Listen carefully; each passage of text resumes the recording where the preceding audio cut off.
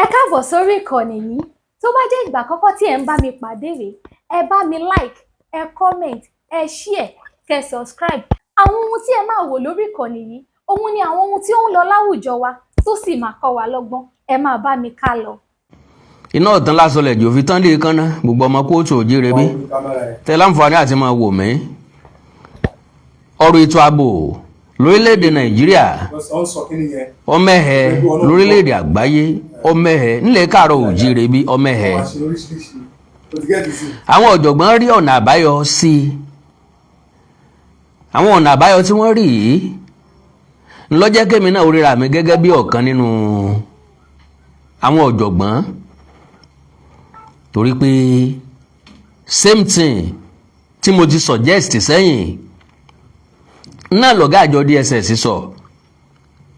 Gbogbo tí mo pè lọ́nà àbáyọ látọdún 2019 2020 nígbà tí wọ́n fẹ́ dá Àmọ̀tẹ́kùn kalẹ̀, gbogbo ẹ̀ náà lọ̀gá DSS sọ. Ẹ láǹfààní àti fi ti ara yín gbọ́. Ọkùnrin kan lórílẹ̀‐èdè Amẹ́ríkà ó náà sòdiwọ̀n ètò ìjínigbé tí ń lọ lórílẹ̀‐èdè Nàìjíríà. Òun tiẹ̀ láǹfààní láti wá ṣèwádìí. Ẹni tó sẹ̀ndí ẹ̀ sí mi ní propaganda àwọn ẹ̀yà Ìgbò ni.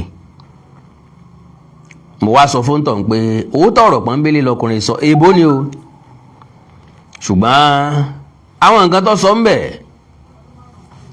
tí ọmọ Yorùbá tó sọ wípé propaganda àwọn ẹ̀yà Ìgbò ni, ó ní wípé kí wọ́n release Nnamdi Kanu unconditionally.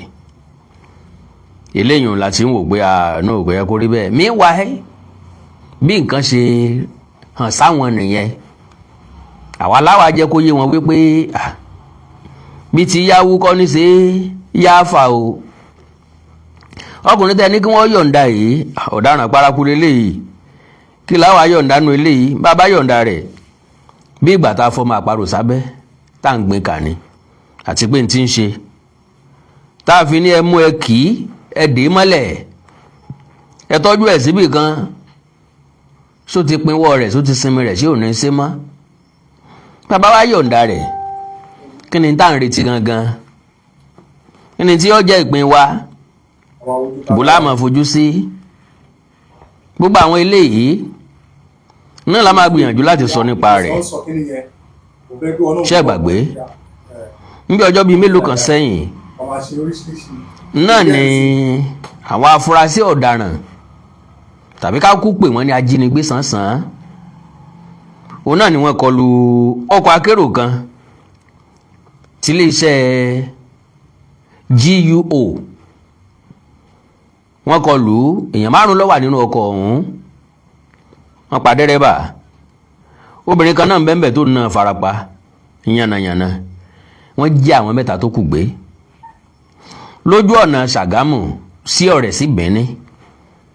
Ọ̀dà bí nǹkan bá wá ń ṣẹlẹ̀ bẹ́ẹ̀ lemọ́lemọ́, àkọ́kọ́ máa béèrè lọ́wọ́ ara ẹni pé ṣé kò sí ọ̀nà àbáyọ sí ìṣòro ọ̀hún ni.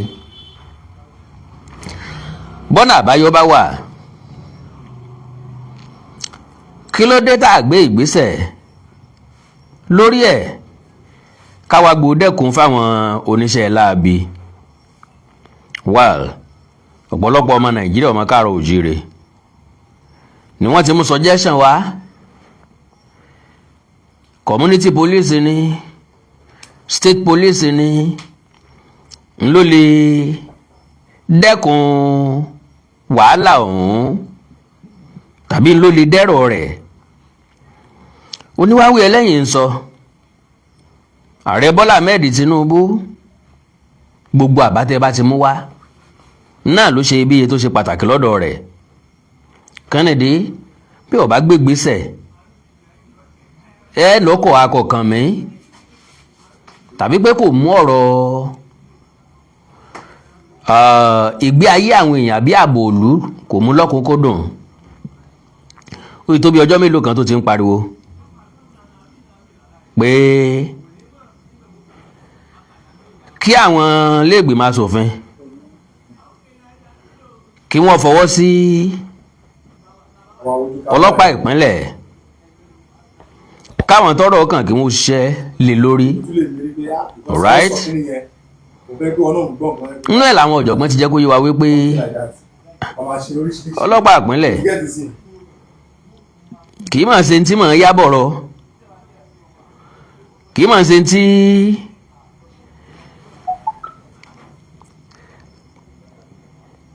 ṣe tí wọ́n mọ̀ sáré pò papọ̀ tí ó dẹ̀dẹ̀ odidi bẹ́ẹ̀, bí kì í ṣe nǹkan tó gba sùúrù àti ètò bí ọmọ yẹn gan. alright, bẹ́ẹ̀ bá gbàgbé lánàá náà ni mo ṣètò àbíjọ́ wo ni mo ṣètò kan wípé káwá ìfẹ́ àtìrẹ́pọ̀ láàrin Àdìsá ọmọ Aládékún, ẹ̀gbọ́n mi olóyè Sunday Adéyẹmọ Ìgbòho àti Ìbà Ganiu Ige Àdùbí Adams. àwọn ọ̀jọ̀gbọ́n wa ní Awíkonko ó ti sọ́rí wípé àti Gani àti Sunday Ìgbòho wọn ò ní lè jọ ṣiṣẹ́ papọ̀. mo ní bẹ́ẹ̀ ni lóòótọ́, mo rántí bí n bá ṣe iyèméjì, bí n bá ṣí ọdún 2020 ni mo sọ̀rọ̀ yẹn wípé ìbádẹ́wò akáwọn méjèèjì ó ṣe papọ̀, but unfortunately kò wá feasible. ó túmọ̀ sí pé ọ̀nà àtijọ́ ṣe papọ̀ wọn kò farahàn, kò fojú hàn dáadáa. so ibẹ̀ ńkọ́ ni mo ń lọ. Kennedy tí ò fi farahàn, tí ò fi fojú hàn, tí ò fi possible, tí ò fi lè ṣeé ṣe, kò ní pé àwọn méjèèjì operate ní level kan náà. ẹni tí ó ràn mọ́ṣẹ́ ó yàtọ̀ sí ẹni tí ó fúnra rẹ̀ ṣiṣẹ́. yes, merely looking at Ààrẹ Ọ̀nà Kakanfò Ìbà Gani Adams, bẹ́ẹ̀ bá pèsè irúṣẹ́ bẹ́ẹ̀ yọ ọ́ra àwọn ọmọ lọ ni o. Ààrẹ Ọ̀nà Kakanfò ní kó aṣọ funfun kalẹ̀ kó wá mọ̀nà nù gbópọ̀.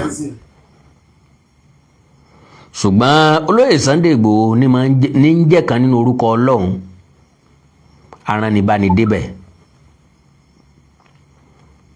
bó bá fẹ́ ràn yín òun gangan ó tẹ̀lé yín lọ. láyé Yorùbá nation gbà tá à ń ṣe rálì, bó bá jáwọn èèyàn kan náà fẹ́ ràn yàn, bó fẹ́ ṣe rálì bẹ́ẹ̀ wọ́n ràn àwọn èèyàn lọ ni. àwọn wà nílé wọn máa gbọ́ rìsọ́ọ̀tì. Ìgbòho líìdì á tẹ̀lé lẹ́yìn ni. so ìjínigbé ilé tó lóòótọ́ lọ̀rọ̀ ìjínigbé ò tí ì dẹ́kun lẹ̀ Káàárọ̀ Oòjíire. à ń gbé sọ́tún gbé sósì, à ń rò ó kí lọ́nà àbáyọ. ṣé n tíjọba suggest fún wa ni àbí ọ̀nà àbáyọ míì wà? àpilẹ̀kọ ń bẹ tí wọ́n kà, fídíò ń bẹ tí wọ́n play ká tó ṣe analysis wa. Madam Yeti Mercy, God bless you. You welcome. You welcome. So,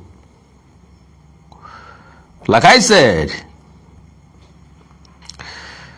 àpilẹ̀kọ ń bẹ tí wọ́n kà, ṣùgbọ́n ẹ̀yin èèyàn mi bẹ́ẹ̀ ṣe ń wọlé òun ẹ bá ń pín prógrámù yìí. ẹ jẹ́ kó dé ọ̀dọ̀ àwọn èèyàn mi kí wọ́n lè wọlé dáadáa. àti Facebook àti YouTube. Unfortunately ó yẹ kí n ṣe program lórí TikTok náà. àwọn ará TikTok ń béèrè mi, Mr. Awíkonko ẹ ti dà wá nù ni, kí ló dé ẹ ṣe program lọ́dọ̀ wa, ẹ jẹ́ ká rí ń wò mọ́. mo ní gbogbo àwọn kìnìún náà kọ́ lóun fi rọ̀ wá lọ́rùn ni. so ẹ bá mi fi ìṣẹ́jú kan pín program yẹn. mi ò tí ì rí fígọ̀ tí mo lè bá sọ̀rọ̀ níbí báyìí. so ẹ bá ń pín, help me pín. ẹ bá ń pín.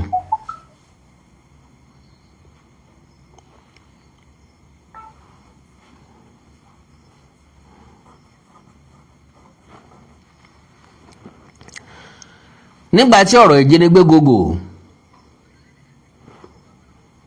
lórílẹ̀‐èdè Nàìjíríà nígbà náà tí wọ́n yabo ilẹ̀ káàrọ̀ òjíire tó prompt àwọn gómìnà ilẹ̀ káàrọ̀ òjíire tí wọ́n fi gbé Àmọ̀tẹ́kùn kalẹ̀. ohun tí mo sọ rèé o, nígbà náà mo ní solution bẹ́ẹ̀, ọ̀nà àbáyọ wà tá a bá lè rìn. kí lọ̀nà àbáyọ tí mo lọ wà ńgbà náà ni pé kò sẹ́ni tí mọ ilé tú bí onílé, kò sẹ́ni tí mọ ìlú tú bí onílùú. instead tá a fi mọ wá community police, state police káàkiri,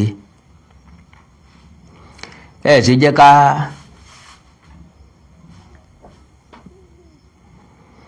ká kó àwọn èèyàn jọ lábúlé.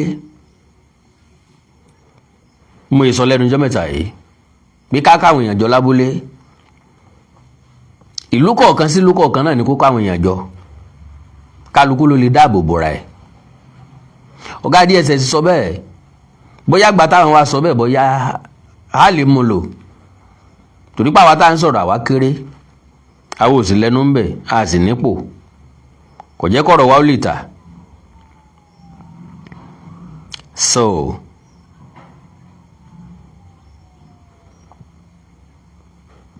ẹ bá ń pín program yẹn.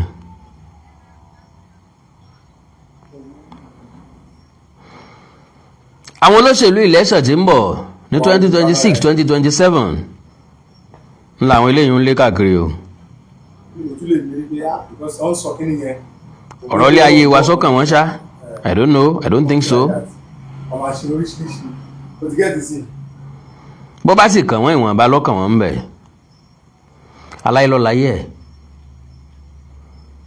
ẹlẹ́rù ní sì kọ́fẹ́ bónígbà bá ṣe pé gbẹ́ẹ̀ ńlá ṣe bá pè é. ìyẹn túmọ̀ sí pé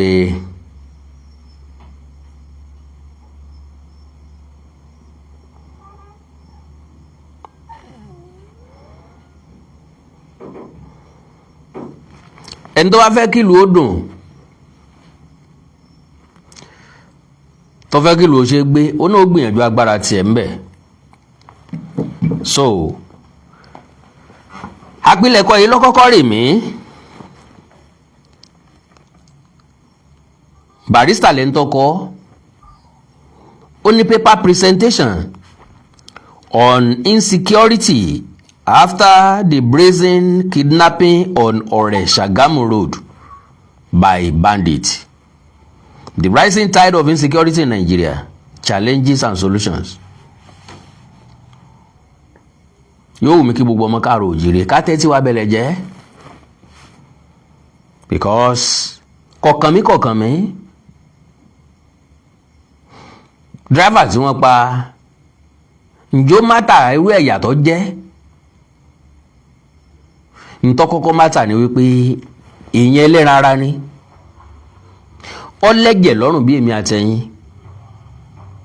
ó di méjì àbí ìkẹta ni pé baálé ilé kan ni, ó di mẹ́ta àbí ìkẹrin ni pé bàbá àwọn ọmọ kan ni, ó di mẹ́rin àbí ìkarùn ni wípé breadwinner family kan ni, ẹni táwọn ẹbí kan ń dúró dè ní ẹ̀rìpọ̀ wà vital. obìnrin tí wọ́n níbọn bà condition wo ló wà, wọ́n ń gbà tọ́jú tí rí fèrèfèrè kú bóòlà rẹ̀ só ti yá. àwọn tí wọ́n wá jí gbé ńkọ́, kí ni ìrètí wọn? láàrin Ṣàgámù sí Ọ̀rẹ́ sí Benin ni o, kì í ṣe north east, kì í ṣe north west, kì í ṣe north central, kì í ṣe lókè ọya lélẹ̀ ti ṣẹlẹ̀ nísàlẹ̀ ń bì ní. tàwa lọ mẹ́ntí yóò tún kàn. gbogbo àná láwọn gbàdúrà kọ́lọ́ mọ́jẹ́ láburú kan wa, kọ́lọ́ mọ́jẹ́ láburú kan wa. àwọn tó kàn yìí àwọn náà gbàdúrà rẹ̀, àwọn náà ń gbàdúrà rẹ̀. ṣé wọ́n wá lẹ́sẹ̀ lọ́rùn ni, ṣé wọ́n ṣẹ̀ lọ́rùn ni? àbí kádàrá wọn ṣẹ̀ àbí sábàbí ni ṣé tí mi bá ṣẹlẹ̀ bẹ́ẹ̀ náà àtúnpò náà ní sábàbí ọjọ́ wo oṣù wo ọdún wo la fẹ́ kó lórí eléyìí láti 2009 wọ́n dẹ̀ ṣẹ́gun Boko Haram tì ó di kidnapping wọ́n ṣẹ́gun ẹ̀ tì ó wá dẹ̀wù ó wá dábùbá ó dẹ̀wù ó dábùbá ó dágbádá sí wa lọ́rùn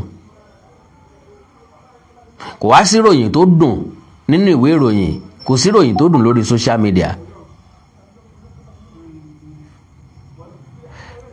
mo wo fídíò dírẹ́fà yẹn bó ṣe sùn gbalaja sórí àga wọ́n ṣe nàpa gbalaja sórí síìtì lẹ́yìn. ìpa àfọnáfọnsu ni ìbọn pa á. obìnrin tí wọ́n ní ìbọn bá bọ́yẹ̀gbẹ́ ẹ̀ ló jókòó sí. àwọn tó kù ṣèbọn ọ̀bà wọn kan tó kó wọn lọ.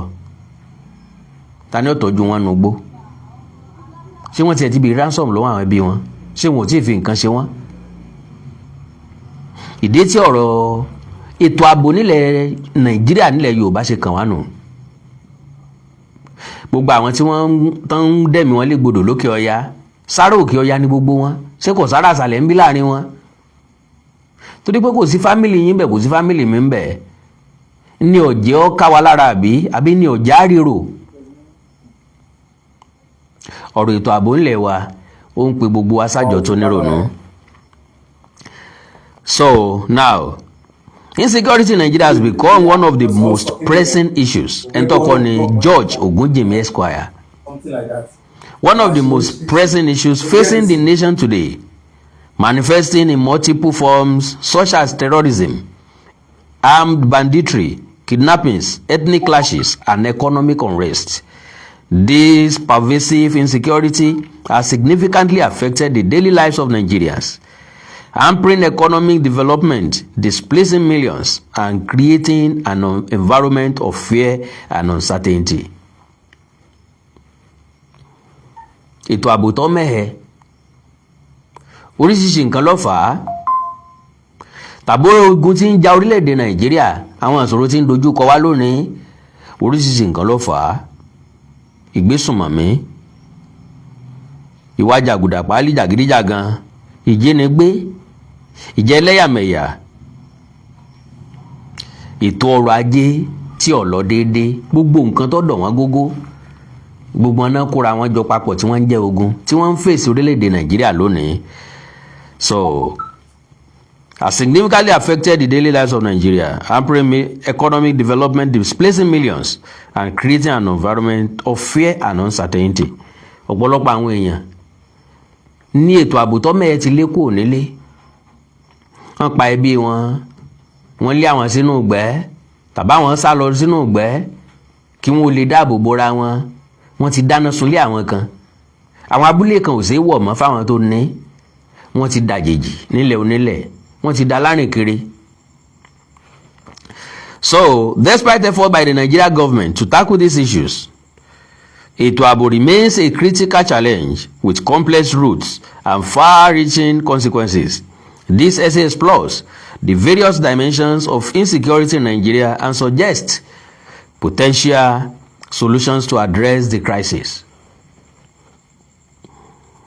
Ìgbésùnmọ̀mí, Boko àti ISWAP. One of the most severe threats to Nigerian security comes from terrorist organizations, particularly Boko and ISWAP.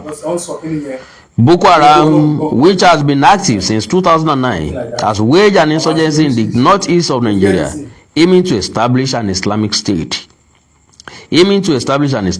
The group is responsible for numerous attacks, including àdó olóró jíjù, ìjínigbé, ìkọlù iléeṣẹ́ ológun, kí bí pípa àwọn èèyàn.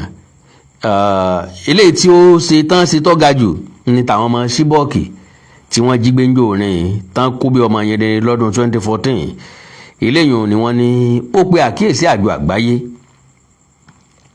Nígbà tó tún wá yá, àwọn ISWAP àti Boko Haram àwọn náà pín gàárì. Nínú Boko Haram náà ni ISWAP ti yọ jáde. Wọ́n pín gàárì, àwọn náà yan olórí tiwọn. Kálukú wọn wá bẹ̀rẹ̀ sí ní jagun tiwọn láàyè ọ̀tọ̀ọ̀tọ̀. wọ́n ń jagun wọn láàyè ọ̀tọ̀ọ̀tọ̀ ok gbogbo àwọn nǹkan yìí àkóbá ló ń kóbá orílẹ̀-èdè Nàìjíríà àkọ́kọ́ lájọ àgbáyé ó ń dẹ́rù bà àwọn tó yẹ kó bá wa dòwò pọ̀ tàbí àwọn tó yẹ kó bá wa ṣe nǹkan ẹlẹ́ẹ̀kejì inú fu àyàfu ńlọmọ Nàìjíríà gangan fi ń gbénú ìlú inú fu àyàfu náà fi ṣe gbogbo nǹkan tí wọ́n ń ṣe pápápá ẹ jẹ́ kí n rọ̀ ọ̀nà ẹ̀.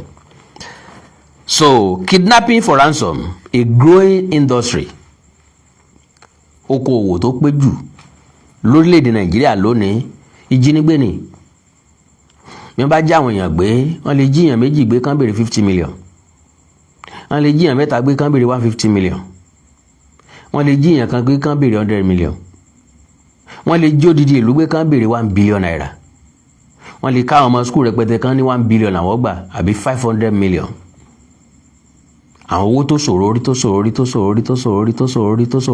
ni wọ́n ń béèrè ìjọba ti halẹ̀ wọ́n dánu ṣe gbogbo ẹ̀ pàbó lọ́jà sí lélẹ̀ tó túmọ̀ sí wípé àwọn tí ń gbé sùnmọ̀mí wọ́n nígi lẹ́yìn ọgbà wọ́n sì rí nírìí wípé kò sẹ́ni tó lè mú àwọn sí táwọn ń ṣe torí àwọn ní baba nígbẹ̀jọ́. ok ní àfikún sí àwọn onísùnmọ̀mí ìjínigbé for ransom has become an increasingly widespread form of criminal activity in Nigeria. Àwọn èèyàn tí wọ́n kóra wọn jọ including àwọn onísùnmọ̀mí àti àwọn tí wọ́n láwọn ń jìjà agbára target wealthy individuals. Àwọn olówó lọ́kàn wọn wà lára wọn, students, àwọn akẹ́kọ̀ọ́, travelers, àwọn arìnrìn-àjò, and even entire communities for abductions. They demand large ransoms for their release, creating lucrative but dangerous criminal industry, which is very, very correct. Olówó lórí lóòótọ́, ṣùgbọ́n owó ẹ̀jẹ̀ ni, owó tí ọ̀dà ni, owó tí téèyàn iná nínú ayọ̀ àtàlàáfíà ni. Ọkàn jẹ́ pé Ọlọ́run ọba mi fọ́ ni, Ọlọ́run ìbá má fọ́ ni. Àwọn èèyàn máa fowó ẹ̀jẹ̀ kọ́lé ńláńlá, wọ́n máa fi gún ọkọ̀ dẹ̀nkùdẹ̀nkù, wọ́n máa fi ṣe fàájì, wọ́n máa fi gbóbẹ̀, wọ́n máa fi jáyé orí wọn. Ọlọ́run ò sì làwọn ní àmà lórí, tọ́lọ́run fọ́ ni. Àwọn èèyàn kan ń bẹ tó jẹ́ pé wọ́n ó wà láabi nílé ayé wọn ò sì ní jẹ̀yà rẹ̀ láyé kí wọ́n tó lọ. Ẹ ti rírọ̀ rí gbogbo ilé ayé lè yàn tí máa kẹsàn gbogbo wà tó bá wà. Àwọn èèyàn kan ń bẹ tí ò ní kẹsẹ̀ láyé, kò sọ́gbọ́n tẹ́lẹ̀ dá sí, kò sí èpè tẹ́lẹ̀ sẹ́, kò sí èbú tẹ́lẹ̀ bú, kò sí kẹ́ ẹ lọ́ọ̀dí ògún, kẹ́ ẹ pajá mẹ́wàá bọ̀gún. Wọn ní jẹ̀yà wọn lé ayé, àkọ́ pé wọ́n jẹ́, wọn ò sì ní jẹ́. So this wave of ìjínigbé nfẹ́ mọ̀ dárúkọ ẹ̀ torí YouTube ni o. Ìjínigbé has disrupted daily life, especially in the northern and central regions, where ìjínigbé have become emboldened by weak law enforcement and the lack of effective response from security agencies. Kí ló dé tí lack of response fi wà lọ́dọ̀ àwọn security agents? Because gbogbo àwọn security agents yìí ló ní purpose ọ̀tọ̀ọ̀tọ̀ tá a dá wọn kalẹ̀ fún. Ńgbà tẹ́ fẹ́ gbọ́lọ́pàá kalẹ̀ ẹ sọ pé torí ìjínigbé lẹ ti gbé wọn kalẹ̀, ẹ need to maintain law and orders. Wọ́n dẹ̀ maintain ẹ̀. Bí ìjà bá ṣẹlẹ̀ láàrin ọkọ àtìyàwó, wọn ó kóra wọn lọ sí police station. Àwọn ọlọ́pàá ó pè wọ́n sí yẹ̀wò, wọ́n ó bá wọn parí ẹ̀, wọ́n á ní kan lọ yanjú ẹ̀ lé. Ẹ̀gbọ́n àtàbúrò ń bára wọn jà, wọ́n á kó wọn lọ ara wọn lọ tọlọ́pàá. Ọ̀rẹ́ àtọ̀rẹ́ ń bára wọn jà, wọ́n ó kóra wọn lọ tọlọ́pàá. Wọ́n ń jìjàlẹ̀, wọ́n ó kóra wọn lọ tọlọ́pàá. Wọ́n maintain law and order. Wọ́n gba béèlì tó yó dáadáa lọ́wọ́ àwọn èèyàn tó bá kẹ́jọ́ wá. Èrò ń wọ́ lọ, èrò ń wọ́ bọ̀ ní police station every day. Àwọn mobile police tẹ̀sí lẹ́gbẹ́ kalẹ̀, ẹlẹ́gbẹ́ kalẹ̀ nítorí riot ni. Bí jàngbọ́n bá wà o, àwọn èèyàn fẹ́ máa jólé o, wọ́n fẹ́ máa para wọn o, wọ́n fẹ́ máa kunra wọn lóko o, ní tá a gbé mobile police kalẹ̀ fún nu. Àwọn sọ́jà dẹ̀ ní ẹni torí ogun lẹ ṣe gbé wọn kalẹ̀. bẹ́ẹ̀ bá fẹ́ rán sọ́jà lọ sí ojú ogun àwọn ajínigbé inú igbó mélòó lẹ́ ràn wọ́n lọ àwọn mélòó lẹ́ dà sínú igbó ṣé tẹ́ bá kó sọ́jà kúrò ní bárékè tiwọn tẹ́ ẹ kó wọn wọgbó lọ ta ni ó ṣẹ́kù ń bárékè odidi ìlú lẹ ní kí wọ́n wá dáàbò bò bàbá wa sẹ́ẹ̀tì gbogbo wọn lọ sí stéètì kan kí ni yóò ṣẹlẹ̀ láwọn ìlú tó kù because majority wa máa ń wá ìwó relé ẹ̀sìn ní tí ò lè ṣẹlẹ̀ lámọ̀ béèrè ibi tí ò tiẹ̀ ká wádìí nǹkan láti mọ̀ wádìí rẹ̀ tàbí láti mọ̀ béèrè ẹ̀ bó yẹ kó ṣẹlẹ̀ ńbẹ̀. So now ọ̀nà wo láwà àgbègbà tá a fi lè dáàbò bora wa ò ní pé fífọkàn síjọba àwọn èèyàn kan máa ń sọ̀rọ̀ nìbàdàn láyé nígbà tán sọ pé àwọn èèyàn ń jí wọn gbé nǹkan kan àbáwọn fúlàní fẹ́ràn jẹ kí wọ́n fọlọ́pàá mú wọn ẹ̀rín lèmi máa ń fi wọ́n rín kẹ́ẹ̀gbé kí ni wọ́n pa mí lẹ́rìn wọ́n bá kó wọn lọ sí station níjọ́ kejì tán bá dé station tán lọ sọ pé àwọn ti release àwọn fúlàní ọ̀hún wọ́n bá ní torí ẹnìkan ni ọ̀jẹ́ lọ́jẹ́ kan fi wọ́n lẹ̀ àwọn ọlọ́pàá ti dọwọ́ rú nǹkan kan kò sí nǹkan tọ́lọ́pàá fẹ́ so wọ́n mọ́lẹ̀ fún wọ́n fẹ́ràn jẹko sáà lè sọ pé àwọn kọ́ làwọn sọ pé kẹran jẹko pẹ́ran sì sì jẹko ni àbí ẹ ń bá lẹ́bí ilé yẹn máa ń tì í mọ́lé ẹni tí ọ̀lẹ́bí bò lẹ́sì tì í mọ́lé ṣé kọ́ máa gbé lọ́dọ̀ yín ni ẹ̀yin náà lẹ́tùn máa bọ̀ lẹ́ẹ̀mọ́ fún lóúnjẹ fúlàní tó dẹran wá sẹ́mọ́ bí tó ti dẹran wá ni bóyá Niger State ló ti dẹran wá bóyá Sokoto ní ti ń bọ̀ láì mọ iye oṣù kò lẹ́bí kò lára nínú òlú tẹ́ ẹ ti mú kò ní wẹ̀ kò ní fọyín kò ní ṣe nǹkan kan sáwọn ọlọ́pàá máa bá gbénu police station ni fún kínní ṣé wọ́n retí family ẹ̀ ni ìwọ ní ibẹ̀ wọ́n bá ja two fighting wọ́n bá kó yín débẹ̀ ẹbí tiẹ̀ ọ̀ wá ẹbí àwọn tẹ́ ẹjọ́ jà ọ̀ wá ìwọ san béèlì hàn tọ̀ náà san béèlì owó ọ̀bọ̀ sápò ọlọ́pàá sọ́dọ̀ fúlàní náà tí wàá fẹ́ rówó fúlàní mélòó ni ó sanwó tanràn ìyẹn máa ń jẹ́ kẹ́rìn wọn pa mí ń pé gbogbo àwọn kàrámọ̀ tẹ́ ń ṣe ń kàrámọ̀ yìí fọlọ́pàá mú yàn kò lè yanjú àlè rójú tù sí àwọn tí ń rẹ ń jẹ ọmọ rẹ ń jẹ títí náà ni àwọn tí ń fẹ́ràn jẹko yóò mọ fẹ́ràn jẹko àwọn tí ń jí ń gbé ó sì padà máa jí ń gbé náà ni kò ní sọ́nà àbáyọ so pápápá mọ̀ ń bọ̀. armed banditry àti bẹ́ẹ̀ bẹ́ẹ̀ lọ́jà lọ wo solution farmer-elder conflict ethnic and resource-based tensions. Another dimension of Nigeria's insecurity is the ongoing conflict between Fulani herders and farmers, particularly in the central and middle belt regions.